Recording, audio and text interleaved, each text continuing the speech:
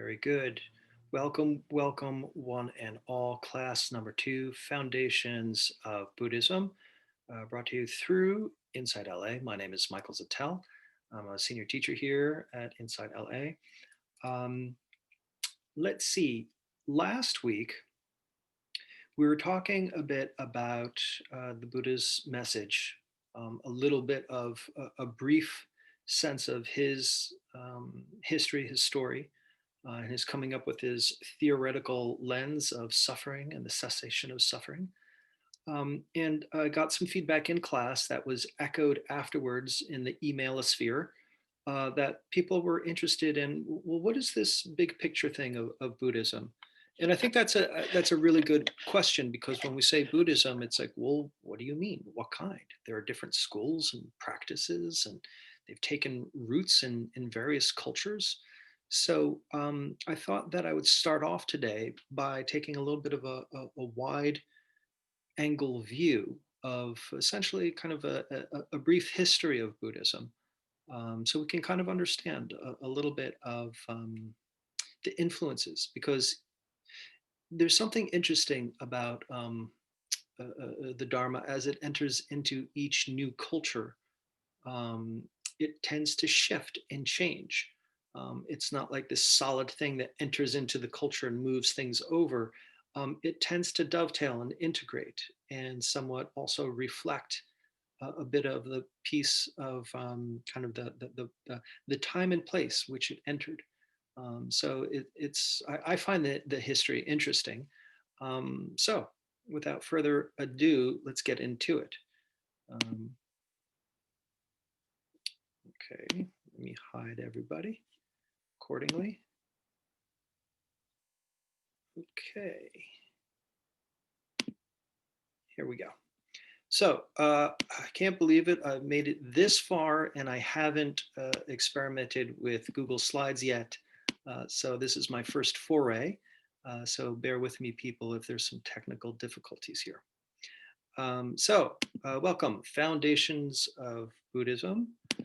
And we're going to be doing a brief history of Buddhism and continuing the Buddhist message into practice. Yeah? So let's start off. The Buddha taught for 40 odd years or so, more or less, and he died somewhere early 80s, is the common wisdom goes. Apparently died of cholera, had some bad pork. Uh, it's a rather ignoble thing, but it's something that, how shall we say, I kind of like that story, because it shows this was a human being. This was a human being who was subject to all the same pleasures and pains and mortality that all of us are. And again, focusing back on the early message of, he would say, I teach only one thing: suffering and the cessation of suffering. Yeah, so that was his original early teaching. After he passed away, of course, what happens when the main figurehead of a movement tends to pass away? What happens? Factions happen, different teams form. Some people are moving in one direction, some people are moving in another direction. So, of course, there were different sub-schools. And again, this evening, this brief history of Buddhism is very pared down, very highly simplified. I'm just going to focus on the three major branches. Again, to go into really do it justice, this would be a lot longer than one evening. So what we have preserved today from the early unelaborated teachings of the Buddha is what's referred to as the Theravadan school, or how that's translated as the school of the elders. The early unelaborated teachings of the Buddha. What does that mean? Well, we have the Pali Canon. That's what survives. Pali Canon, I mentioned this a little bit last week. There is the collection of writings that are put in three main categories: the Vinaya Pitaka, the Sutta Pitaka, and Abhidhamma Pitaka. So the Vinaya Pitaka is the list of all of the rules that the monastics were expected to abide by in order to cultivate a harmonious community, as well keep them on the path towards awakening. The Sutta Pitaka is literally the collection of teachings of the Buddha. Thus have I heard. The Buddha was staying at Savatthi, etc., etc., and he gives his sermon. So that's the Sutta Pitaka. That's the teachings that the Buddha gave that were carried down through oral tradition until it was written down. And then the third, the Abhidhamma Pitaka, or Buddhist psychology. The later monks um, that were quite deeply realized went through all of Buddha's teachings and kind of, categorized them and ordered them together, and really, categorized this experience of mind and awareness. So the roots of Buddhist psychology right there. So the Pali Canon, um, and essentially sticking with the message. Part of the goals of the practice is uprooting avijja sankhara, yeah, or uprooting our autopilot tendency to just identify with our deeply rooted habit patterns of suffering. Yeah? We'll go into that a little bit later.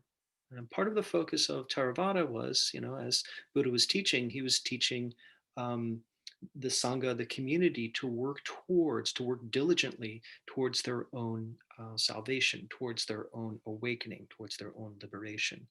So the emphasis was on individuals training, practicing in ethics, training, practicing in the various meditation practices, training, practicing in cultivating wisdom and liberation. Yeah. Um, so going with the different practices of the different uh, um, how shall we say, the different meditation practices. We have the shamatha practices, or calm abiding. We have the jhana practices, or the deep concentration. We have the metta practices, or loving kindness. And we have the vipassana practices, or the deep insight. These were a lot of the early um, meditation practices. Of course, there are many, many more. Again, I'm simplifying here. But these are the some of the early practices that Buddha espoused and taught the community of practitioners. Now then, the shamatha, the calm abiding, the jhana, and the metta, it is said, predated the Buddha. They already existed in the then yogically oriented Vedic traditions that he entered into and walked among. What his addition was is this vipassana practice, the insight, the mindfulness as we know it. As it was said that he uh, learned from different teachers at the time and became quite adept at all of these different practices of deep concentration and absorption. But he said, I would come out of it and I'd still feel like this gunky mess. So how is it that we can take these highly refined qualities of concentration, turn it around 180 degrees, and put that towards this whole self-concept of I am? Direct that towards this concept or this experience of discontent as it arises in the mind and the body, and observe the natural disentangling of that. This is uh, uh, his addition. But of course, all these other practices were deeply emphasized as they tend to dovetail and mutually support each other. Again, simplifying, but we have the Thai forest tradition that exists today. Um, there was, how should we say, this movement when Thailand was just, fractured entities and tribal regions. Bangkok was at the center, and the monks that essentially, well, let's see, I'm going to jump down here. The Sri Lankan school or Sri Lankan culture exists today. There's a lot of Sri Lankan Theravadan temples around. There's one that's close by me that I greatly enjoy and appreciate. And they're very, very known for their academic, scholastic understanding. They're really, really good at kind of knowing, um, a lot of the Pali Canon, as it were. When that style was brought into Thailand, into the Bangkok region, the monks tended to the libraries and organizing, and they said, go out into the hills, go out into the tribes and try to bring the Dharma to them. And when the monks went off into the various tribal regions of then Siam, um, or even before it was that, um, th- that just didn't work. I mean, it was forest. It was people, having very agrarian lives, subsistence living, tribal regions, and so the monks adapted to just taking up, how should we say, the early forest tradition of the Buddha, of just sitting in the forest with the tigers and just working with what comes up. So they revitalize this wandering mendicant, meditative adept. And that's a tradition that exists still today, the Thai forest tradition. And of course, something that is very strong in Theravadan is the Burmese school. So over in Burma for quite some time, as the years went on, a lot of the meditation practices just fell away. Buddhism became less about people working on cultivating themselves through various meditation practices, and it became more along the lines of what we would regard a religion today, in terms of taking that power, putting it somewhere else, dipping it in gold, putting it on a wall, and then making, how shall we say, rites, rituals, prostrations to that. Um, there became this Western influence in Thailand, and various monks, out of this nationalistic fervor, were set about really revitalizing the roots of their culture. So they really went back in and kind of studied the early suttas and commentaries, and just were able to piece together a lot of the um, early practices, emphasizing the Vipassana practices. So a lot of the mindfulness that we have today, um, that's practiced in a lot of contemporary Western mindfulness centers, is oftentimes strongly influenced from the Thai forest tradition, Ajahn Chah, and a lot of the monks that came from that lineage, as well as the Burmese school, Mahasi Sayadaw, the noting and labeling strategies, and a lot of the lineages that came from there. Again, very simplified, but um, yeah, Theravadan schools right there. So existing today, Myanmar, Laos, Thailand, Cambodia, these are all, how should we say, Buddhist countries, and they're Theravadan. These are the, Excuse me, I have a question, Mike. yes, you in the front row. So how did it get from northern India to Southeast Asia? What happened? How'd that happen? Yeah, how did that happen? Well, the monks, when that whole Silk Road thing was happening, the monks just kind of hopped on and they started walking with a lot of the traders. So it was customary in that time, really, really old school, but trade would happen. And there would be trade along the Silk Roads. There'd be trade along fishing communities. So boats would come across the large swatches of water as well. And the monks would just hitch along with the intention of trying to just go forth into the world and try to share the Dharma. So we can say how, there would be various influences. They would come from India by water. Uh, so India would be over here. So they came this way, and as well Silk Road, and moving kind of, moving Silk Road. There we go. India, Bangladesh, and then over into Southeast Asia. So there was a lot. There were trade routes and trade happening, and definitely cross fertilizations of cultures that would occur. Thank you, but what happened to like the tradition in India? Well, as we see here, this guy named Genghis Khan came through one day, Oh, okay. kind of wiped it all out of Wiped it out. India. Got it. Yeah. Thank you. That So explains it. yeah, so that's Yeah. why it's still strong in Sri Lanka. Apparently, he wasn't so good at him and his elephants weren't good at swimming. So that influence of annihilating Buddhism was more impactful of the North, less impacting of the South. Wonderful. Yeah. Thank you. Sure. Excellent question. Okay. Now then, with that excellent question of, hey, how did it get from A to B? Well, the Silk Roads were occurring.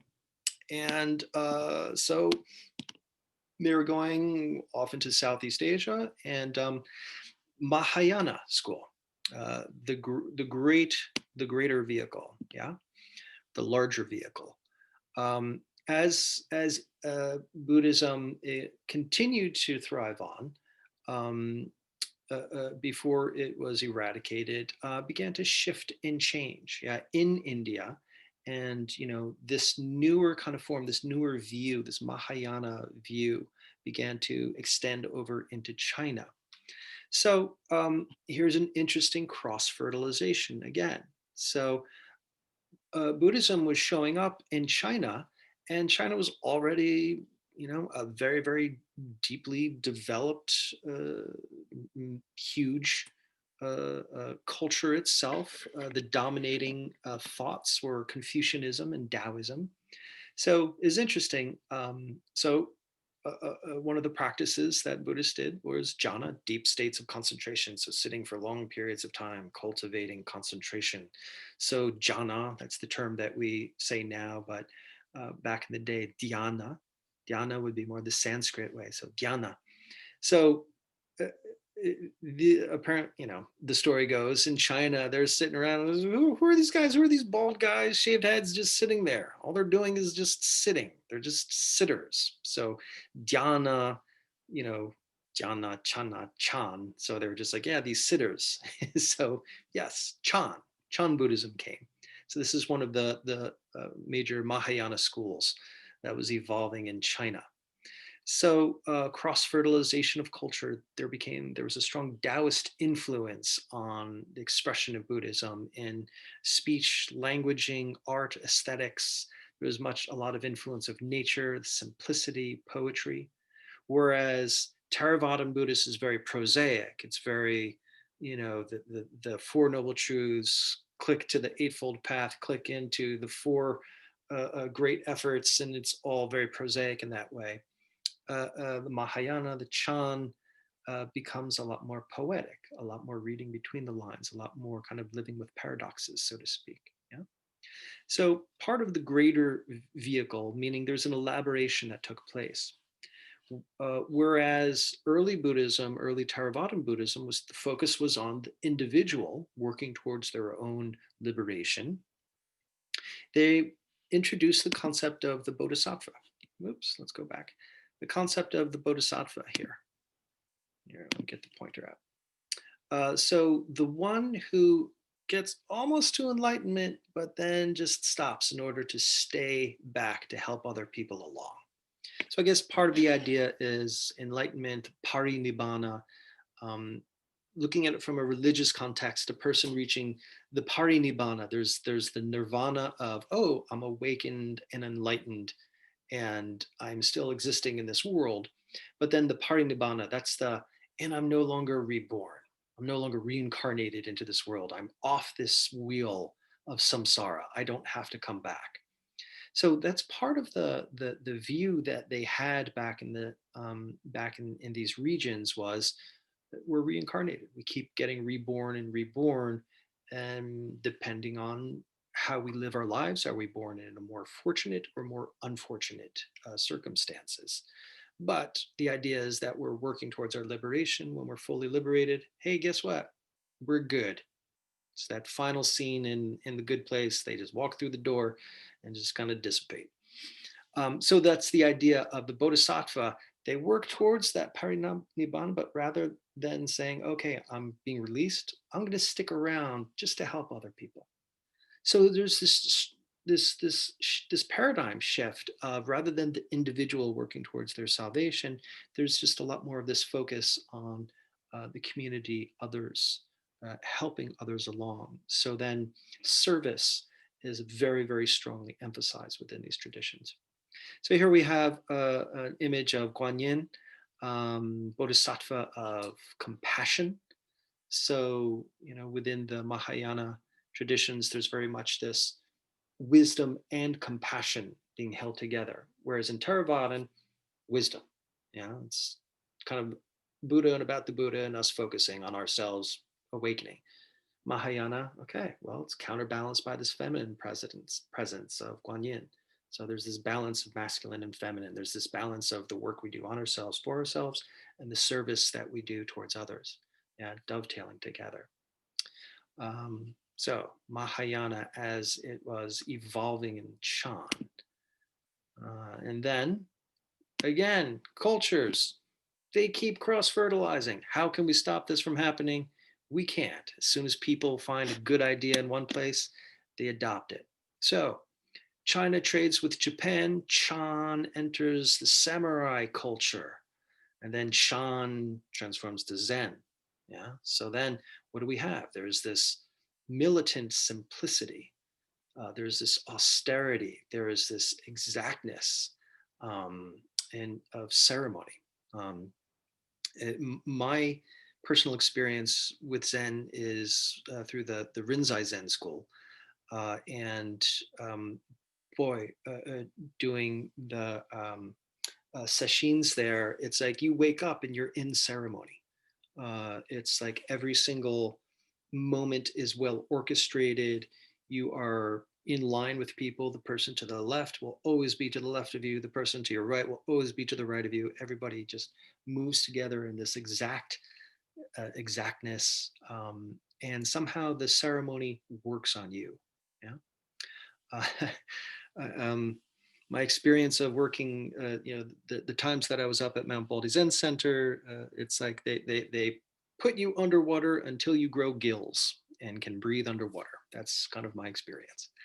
Um, so the emphasis is less on the academic study and the memorization of the suttas, and it's more on the sitting. It's more on the direct experience. Whereas in early Theravada, we start off with the suffering self, the delusional self, and how is it that we can train the mind to stabilize? How can we train the heart to open and respond with love and compassion and kindness? How is it that we can notice and directly experience the subtle workings of the mind and heart so that we can release and liberate ourselves from these deeply ingrained habit patterns of suffering? How is it that we can attain this anatta, this not self? My breaking of my identification from these patterns of suffering falls away. Well, then we go from anatta, not self, to, well, what happens if it's all anatta? What happens if it's all emptiness? Yeah. So this is where they pick up where the Theravadins leave off in that respect of, yeah, we sit to express the emptiness. We sit to express the awakening that we already have. Yeah? So their practice is zazen. So that could be like the koan practice, where you work with the teacher and you're given these illogical questions that need to be answered that somehow work through different points of ignorance within ourselves. And then the shikantaza, this direct experience, this open, how shall we say, non-technique, yeah, abiding in doing nothing, as it were. So we have, Chan Zen expressions of that in Japan, and of course that moves into Korea. There's Korean Zen as well. Okay, and then of course we have, going back to India, the Mahayana is shifting, changing, evolving again, and it begins to go over the Himalayas and into Tibet. And we have Vajrayana. So they have various tools and ceremonial instruments that they use. So the Vajraya is this kind of double pointy thing. Apparently, was it's a symbolic, a symbol of a strong weapon used by Indra, a Vedic god of India, that was this indestructible, it was made of this indestructible thing. So sometimes they refer to it as made of diamond, or it's, has this power of this thunderbolt. Yeah. So sometimes they talk about the diamond, Vajrayana is the diamond way or the thunderbolt vehicle. Yeah. It's translated variously. So as it were, Vajrayana, it has its own flavor. Yeah. So the Mahayana that was moving over the mountains there, The great sages of medieval India, these people that practice this particular tantra or secret practice there. Um, let's see if people can be aware of their sounds, maybe mute themselves, check and see if you're muted. So we would have these great sages of medieval India that were not necessarily of the polite society of the monasteries and not necessarily the householders, but they kind of occupied the charnel grounds and kind of had this crazy wisdom that they practiced. Yeah? So moving into Tibet, which then was, this indigenous culture, this Buddhist culture that was there. They cross-fertilized. So it's this wild, crazy uh, uh, um, explosion of pantheons of gods and rituals and magic, so to speak. They say that Tantra focuses on the transformation of the poisons into wisdom. Yeah. So there's a lot of rites, rituals, pujas that they undergo. Some of they practices, they work a lot with the deities, deity yoga. How is it that a person can work with the deity and be able to take on that identity of the deity? Somebody is rather meek, a timid individual, and they kind of merge with this more wrathful deity. Maybe that helps them unlock this archetypal energy within themselves. Ultimately there's this insight of a rather arbitrary nature of self. Really, a lot of the way that we are intrapsychically and interpersonally is based on a lot of habit patterns that are just deep grooves that we practice each day by being ourselves. So a lot of these practices, a lot of these tantric practices is about unlocking a deep archetypal energy within us that might be latent, unresolved. And there's this creativity, self and non-self. So within the Chan, the Zen, the playing with the emptiness, the being with emptiness, going from emptiness to form to emptiness again. Vajrayana, there's a bit of a playfulness. Well, how is it that we can go from emptiness to selfing somebody else? So there's this playing with this fluidity of identity on this very, very deep level. So again, a very simplified view of the three main schools that we have. So here's a map we can see is spread everywhere, all the way from Japan, entered around 585, um, made it all the way to Kazakhstan, Afghanistan. So it actually, for a time, it kind of overlapped with Western civilization. Yeah, so the um, Greek Empire and the Buddhist cultures, there was this time where there was an overlap and there was a bit of a cross fertilization. I don't know if people remember in Afghanistan that the Buddhas of Bamiyan, when Al Qaeda first came on the scene, one of the things that they did for this big power move to make themselves known on the world stage is in Afghanistan, they went to Bamiyan, where there are these massive standing Buddhas that were etched into cliff sides. And they said, we're going to blow them up. All the World Heritage Societies and all these groups were claiming, please, we'll come in. We will literally carve it all out and take it away. And they're just like, nope, sorry, no pagan images here. And they just TNT blew the whole thing up. So yes, there still can be seen some remnants here and there of Buddhist culture in some of these countries. So again, for quite some time, it was significant parts of the world had a Buddhist influence there. And so today, um, here we have the Theravadan Buddhism, parts of India, Sri Lanka, Bangladesh, Burma, Laos, Thailand, Cambodia. Chinese, Japanese, Mahayana, parts of China, South Korea, Japan, Taiwan, and of course, uh, uh, Chinese Communist China, not that prevalent. It's pretty much stamped out, but that's pretty much the influence where it was. Of course, Tibetan Buddhism, Mongolia, Tibet, Ladakh, this region that is claimed by both India, Pakistan, and China. A lot of tension there.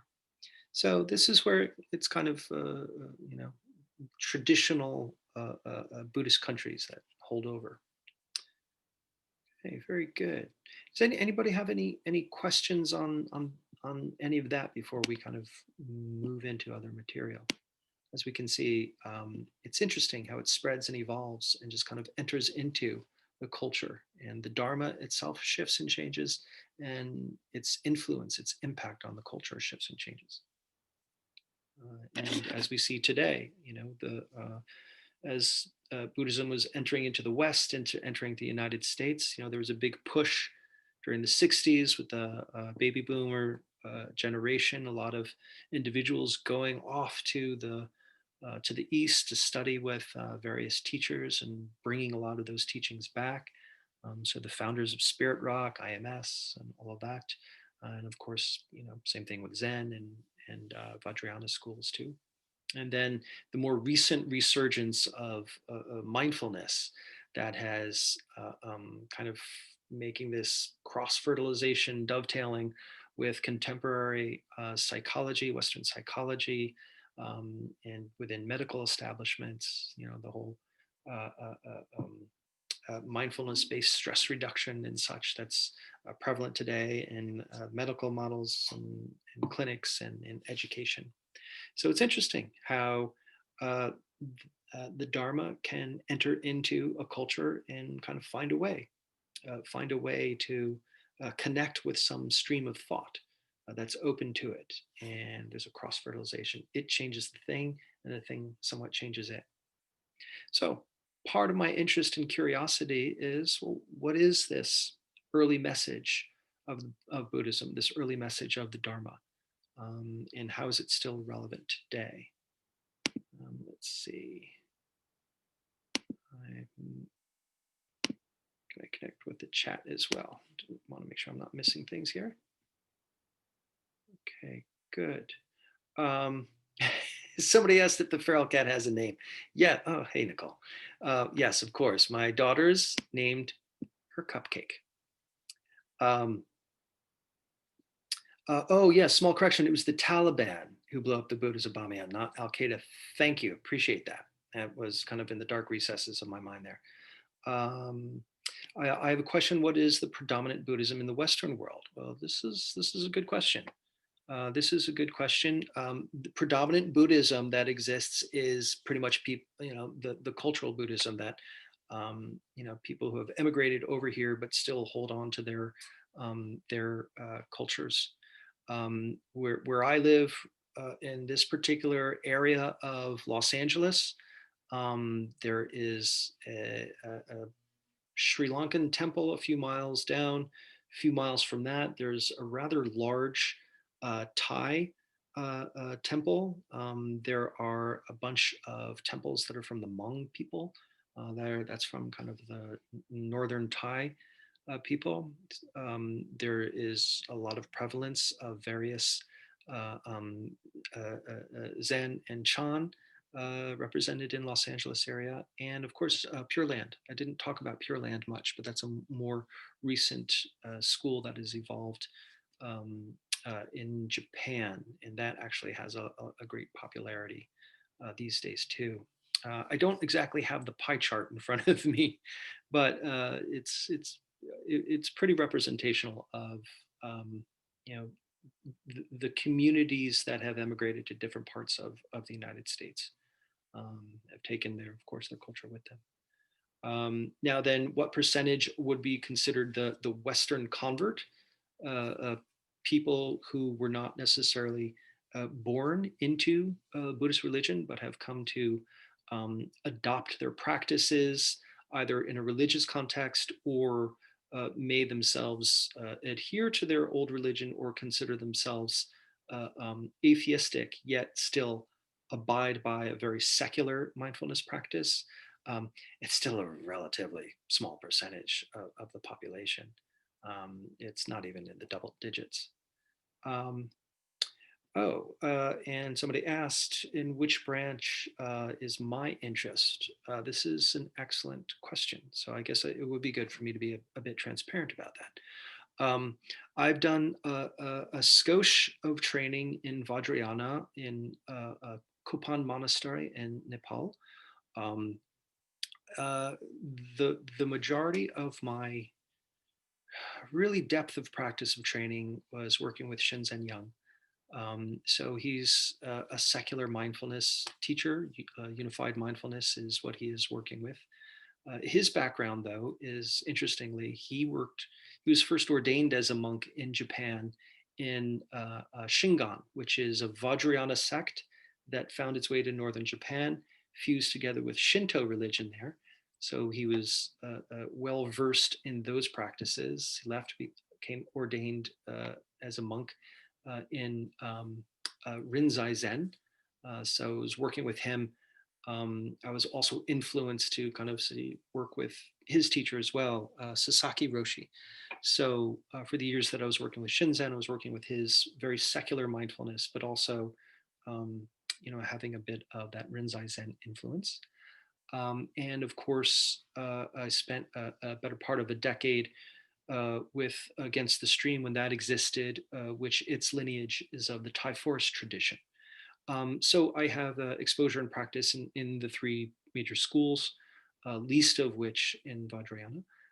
But the main impact that was on my practice was working with Shinzen, which is, again, his work, the unified mindfulness. His interest was really looking at, all the different kind of schools, where they agree, where they align, what's the most effective technology of the Dharma. What happens if we strip away some of the cultural trappings of it and apply it as something that works? He's very scientifically oriented that way.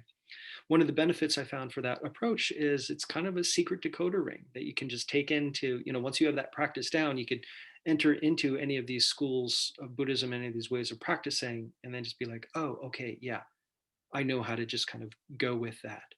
So I consider myself, I guess, a secular pan-Buddhist in that respect. I don't adhere to any particular one school. I'm interested in kind of the emergent property of the Dharma as it evolves in the West currently. Um, so I hope that answers that. Um, let's see, how similar or different are the three main branches today in terms of teachings and meditation styles? Well, again, quite different.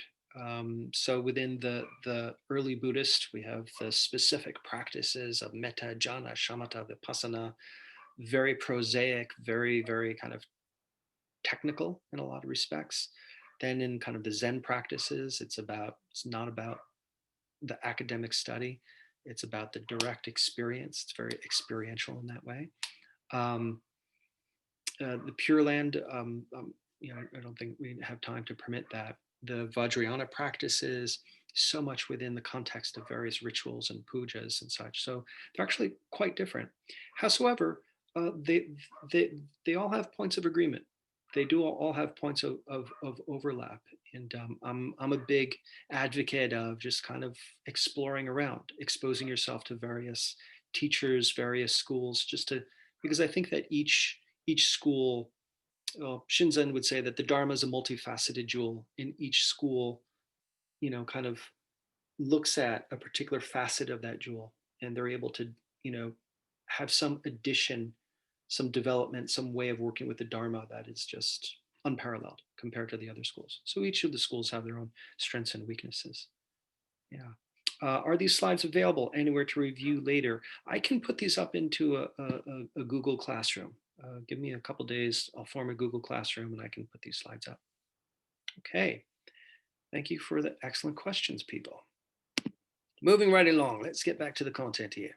So going back to my particular interest, I said the emergent property of the Dharma in the West, and I also am curious about going back to some of the earlier teachings. Well, what is it that the Buddha said?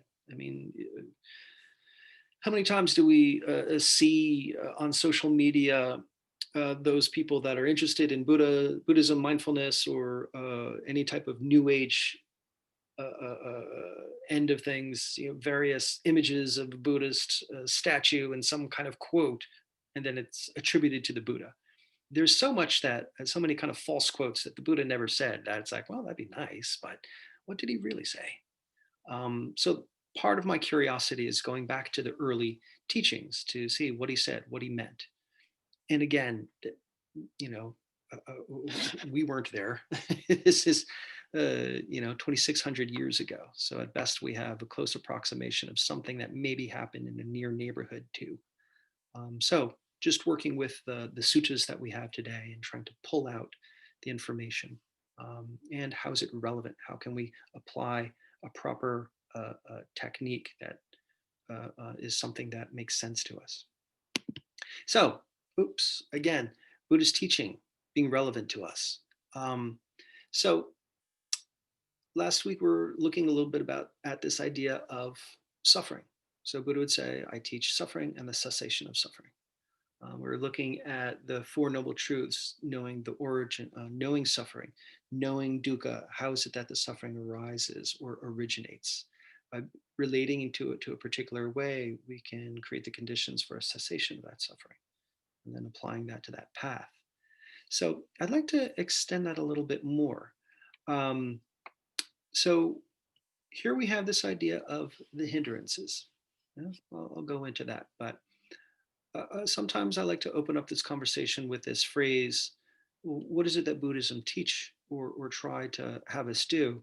Well, we're trying to get a liberation from a samsaric rebirth. Yeah. That sounds uber religious. What is meant by that? Well, liberation. What's the opposite of liberation? Well, if we're not liberated, we're held back, we're enslaved, we're shackled, we're bound, we're tied. Yeah. So we're tied to something. So we're tied to some kind of samsaric experience. So samsara is translated as a worldly wandering. Yeah, it's this sense of kind of not knowing, of being pathless, of kind of in this kind of confusing, meandering, kind of the flight of a moth around a light bulb. It's just this meandering way that we go through life. Rebirth in this way, we can look at it in terms of kind of the religious sense of I was a different entity before, and now I'm incarnated into this white male body of Irish, Scottish lineage, currently living in LA. And then when I die, I'll come back as highest probability a dung beetle. There's that sense of rebirth. But there's also this other sense of this idea, this concept of self that we ultimately begin to take under the microscope, this sense of I am. Of course, with a healthy ego structure, we have a continuity of a sense of I am, of who we are. But really, when we start to look at what is that made up of, there's a lot of interbeing.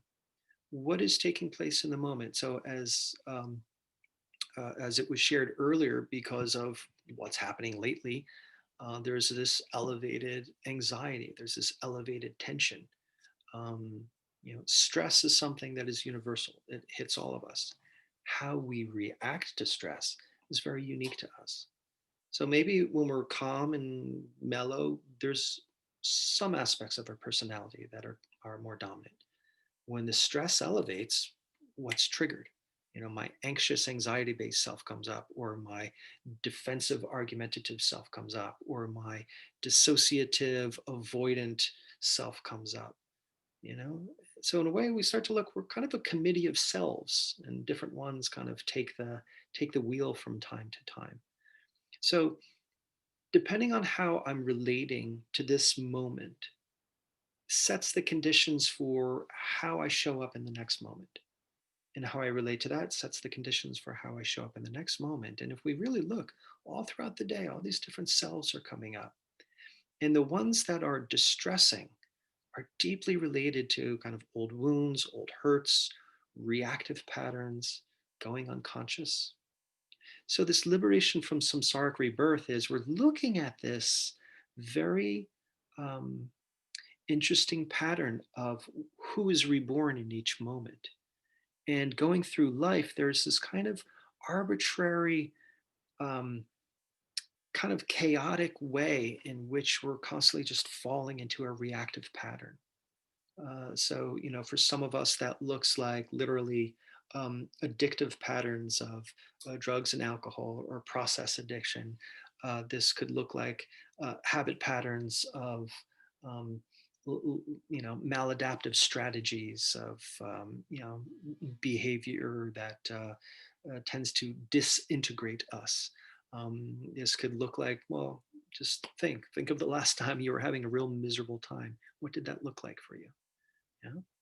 So we have these patterns, and each time we do it or engage in it, it's like we're reinforcing this groove, kind of digging that trough a little different, a little deeper. So we're trying to liberate, we're trying to break these patterns on a deep, deep, deep level. So this deep level of relinquishing the distress from deeply conditioned habit patterns of suffering. So that's how I'd kind of give it a little bit more of a secular, contemporary rephrasing of that term. You know, the goal of the practice is liberation from a samsaric rebirth. We're relinquishing distress caused from deeply conditioned habit patterns of suffering. So the problem is we tend to make a self out of these habit patterns. We identify with the narrative. We identify with the drama. So we're trying to see them for what they are, mental qualities that happen, our thought patterns and our emotions in the body, how they come to form an ego structure. So can we instead choose to be a present for them and equanimize them? What does that mean? We direct this equanimity to them in a way that they don't flip the switch. So this habit pattern comes up, so we don't identify with the suffering so that it creates fuel for suffering the next moment, the next hour, the next week, what have you. Yeah. So we're trying to reduce this hypertrophy of thought and reactivity. So there's this term called the hindrances. So I say, no, you're not doing it wrong. Oftentimes when I work with people that are newer to meditation, I say, hey, so who's got some experience with meditation? Somebody will say, well, I tried it, but I sat down. I was kind of restless and couldn't really settle and kind of started to kind of doubt things. And then I was just getting really kind of angsty and kind of hating everything that's going on. And I kind of, I don't know, was just kind of drifting off into thought. And I was just kind of wanting to get up and it didn't work out. I was doing it wrong. I was like, actually, no, you're doing it right. You're actually doing it right. What you're doing there is you're having very clear, direct contact with the hindrances. So we're on a path. So samsara is that's the moth pattern that's erratic and chaotic, compared to when Buddha talks about the path, being on a path. I'm at point A, deluded, confused, unawakened, and I want to get to point B, awakened, liberated, diminished suffering, increased well-being. So there's a path from A to B. So there's this idea of the path versus kind of the samsaric craziness. Now then, what happens is eventually a hindrance pops up on the path, a blockage, something that prevents us. So the hindrances. Um, this is from Anutta Nikaya, the Avarana Sutta, working with obstacles. Sensual desire is an obstacle, a hindrance that overwhelms awareness and weakens discernment. Ill will, sloth and drowsiness, restlessness and anxiety. Uncertainty is an obstacle, a hindrance that overwhelms awareness and weakens discernment. These are the 5 obstacles, hindrances that overwhelm awareness and weaken discernment. So what does that mean there? So putting that in a little bit contemporary. More contemporary terminology. So that's sensual desire. Well, craving, craving. There's this sense of ill will. Well, aversion. I just don't like that.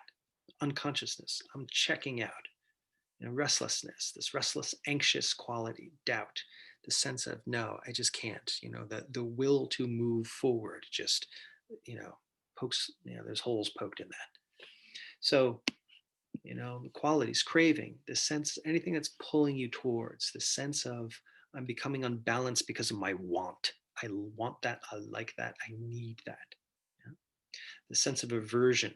I'm pushing away my experience. I don't want that. I don't like that. I hate that. Get it out of here. Unconsciousness. I'm checking out.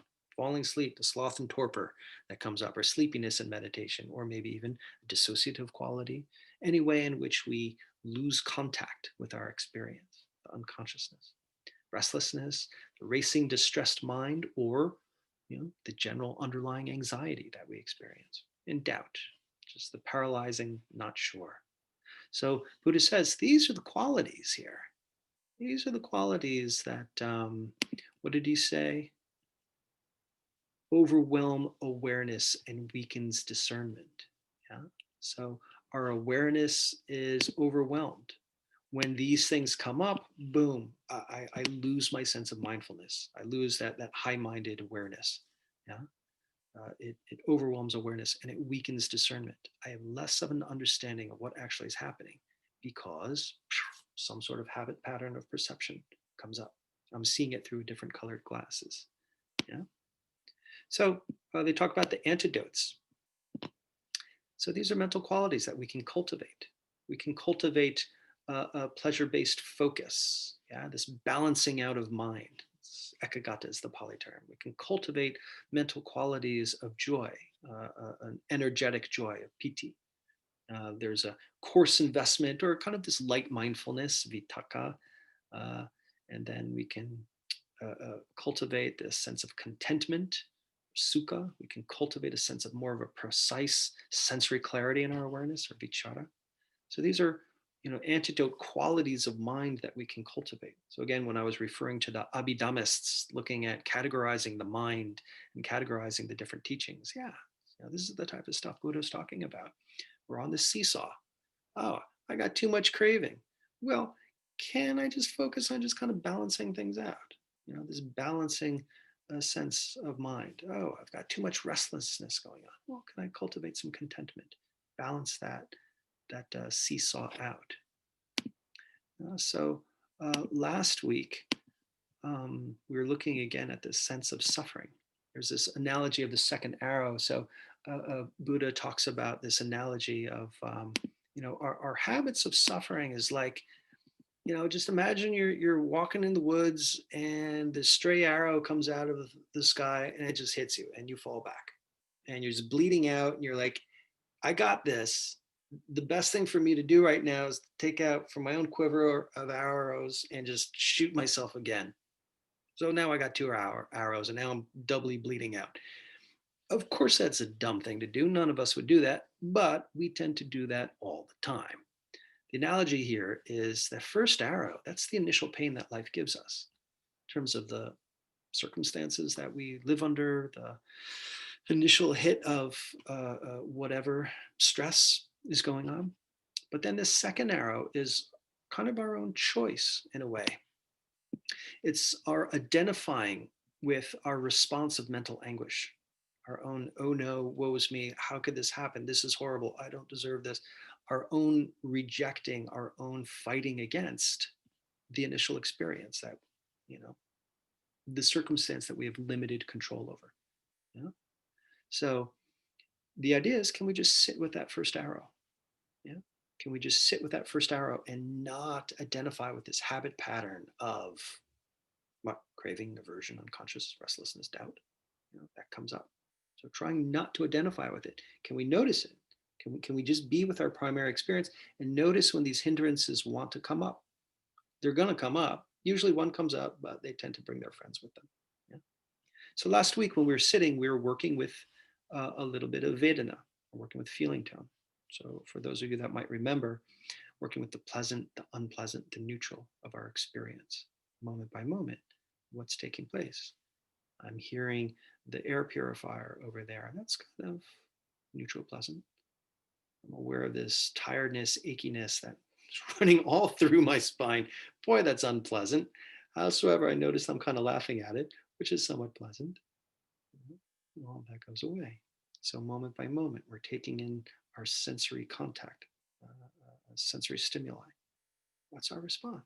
How do we assess it? Pleasant, unpleasant, neutral? Yeah. So that simplifies our experiencing it by reducing it to its most basic moment of contact. The amygdala assessment of stimulus, what does that mean? So the deep part of the brain, the mammalian brain that doesn't have language, and it just assesses sensory stimuli as pleasant, unpleasant, neutral, because that mammalian brain is like, all right, is this safe? Is this threatening? Do I have to fight, flight, freeze? So before that fight or flight mechanism kicks in, there's kind of that sentinel that's assessing. Right, that's pleasant. Right, that's cool. It's neutral. Right, that's fine. That unpleasant, don't like that. By tapping into and noting the feel tone, in a way, we're doing this deep down regulating of our limbic system there. So it's a very, very helpful practice, especially for these stressful times. So we're learning to regulate our response on a micro level to decrease reactivity. And this whole idea in Buddhism, they talk about, oh, suffering is because of clinging, fixation, attachment. Well, this is the things that we're attaching to. We're attaching to this, our craving, our aversion, our unconscious. We're attaching to these deep habit patterns. So can we just be with that first arrow? With the second arrow happens, it's like, okay, I see you. You're there. You're the aversion. Can we bring that kindness, that openness, this curiosity to the whole experience? It tends to even things out. So this is what I like to do again for our sitting practice. Yeah. So I think it would probably be a good time for us to get into a sit. Um, so yeah, I'll do some guided, and then on the back end, I'll turn the recording off, and we can get into a little discussion. So for now, please allow yourself to get into a comfortable upright position, and we'll engage in a little bit of practice.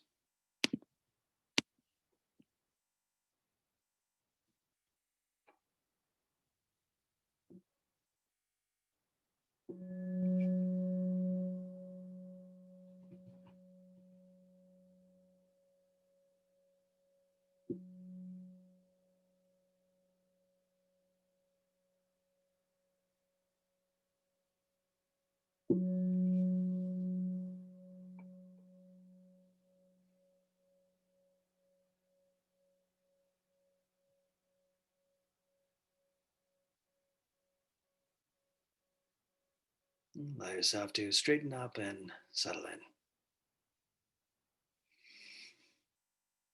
Settling into your posture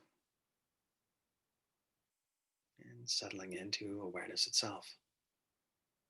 That brightness, aliveness that you experience in the mind and body, however it presents itself to you. Don't have to overcomplicate it.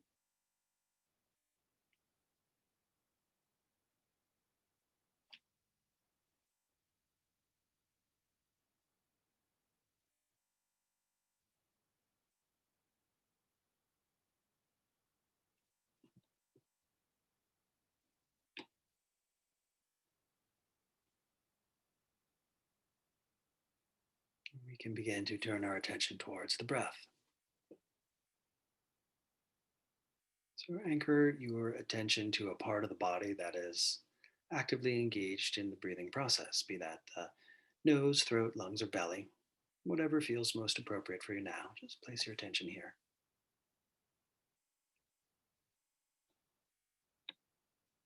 And observe the in and out breath.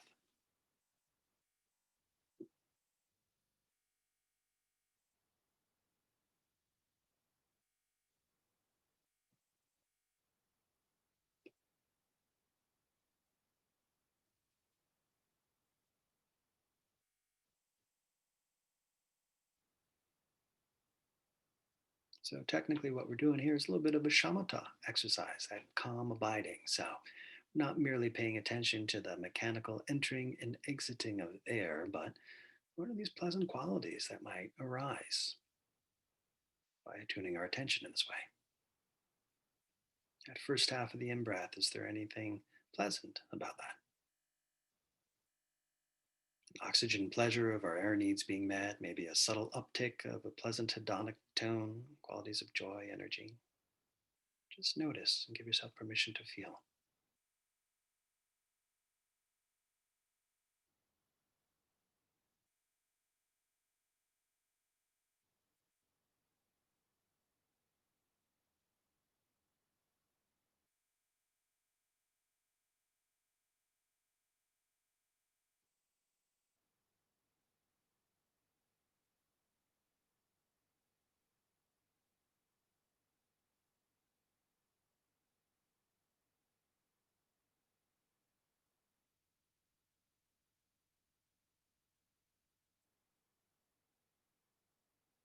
is pleasant, balancing on that second half of the breath, the out breath, and the base of the out breath. A relaxation response, a letting go, a settling in, a contentment. Discern what is present for you and give yourself permission to feel that.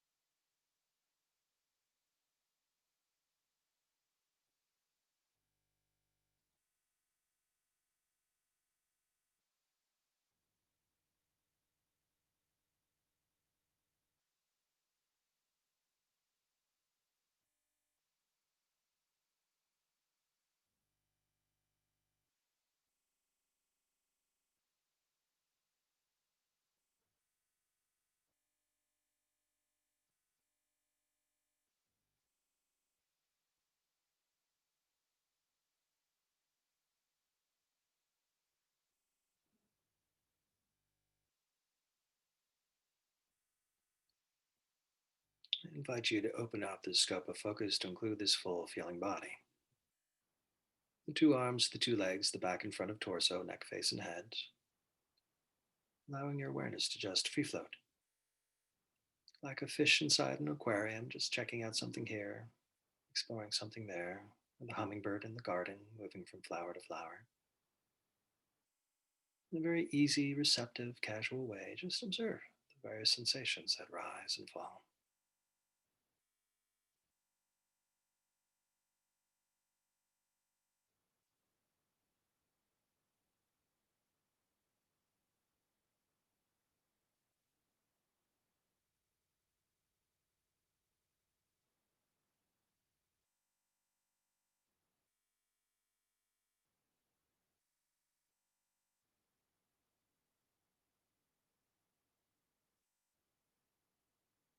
And as you're hanging out with the sensations rising and falling, we can explore this experience of the feeling tones. Moment by moment, whatever you're contacting may be pleasant, unpleasant, or neutral. Contact, label it, explore it. Notice where it arises, how it arises. That assessing of pleasant, unpleasant, neutral. So it might sound something like this: unpleasant, pleasant, not sure, unpleasant, neutral, and so on like that. Contacting, labeling, and bringing the sense of acceptance, friendliness, equanimity.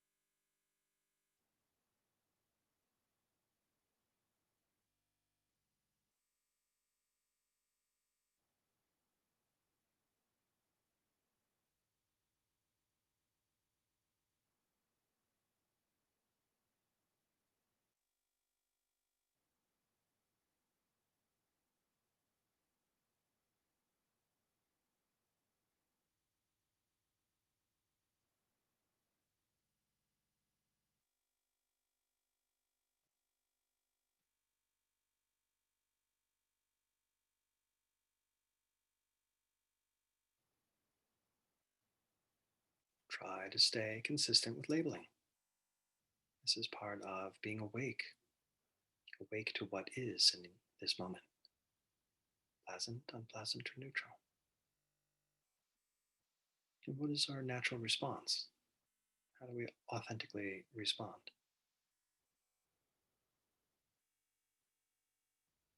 Does the unpleasant trigger an aversion? Does the pleasant trigger a craving? Does the neutrality trigger an unconscious response? So we can observe how we're relating as well.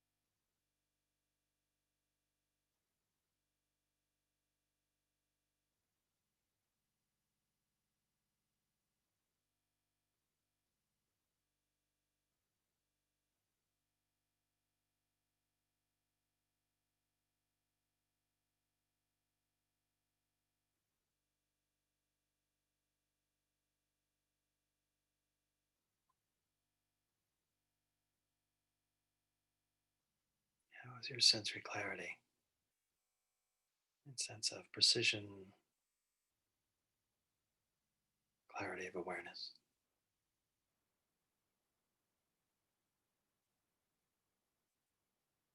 How's your concentration, your ability to stay on task? How's your equanimity, your ability to accept and abide in this process?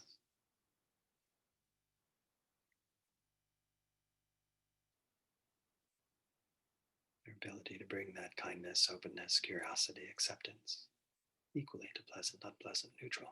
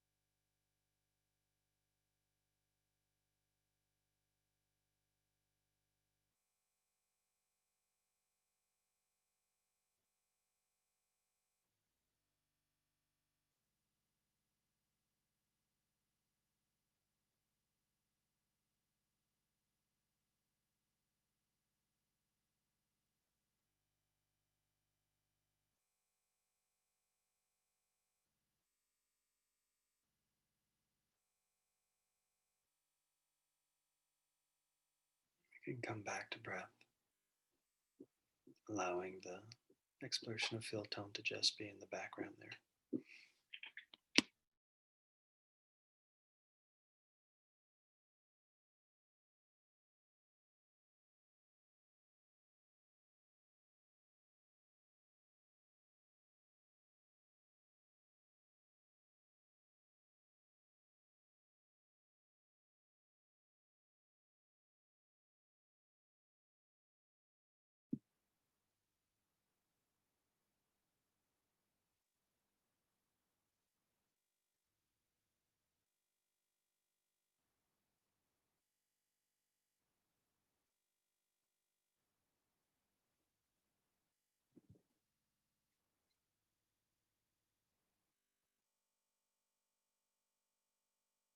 Noticing any of these hindrances. How are they now compared to when you first began?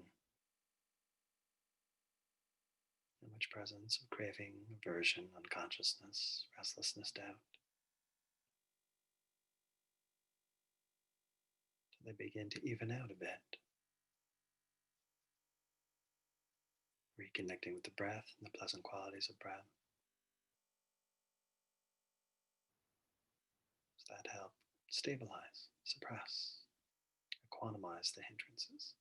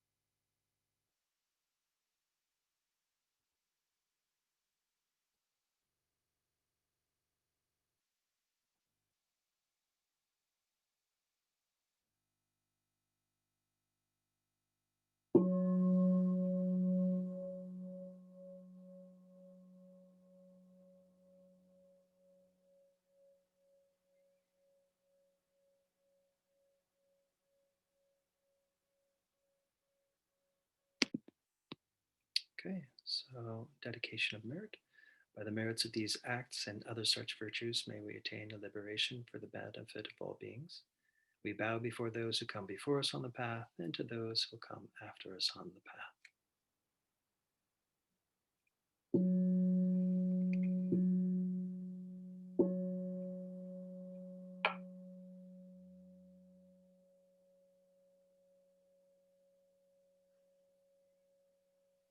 Okay, everybody, thank you so much for coming out. Have yourselves a wonderful evening and hope to see you all next week. Take care. Thanks, everybody.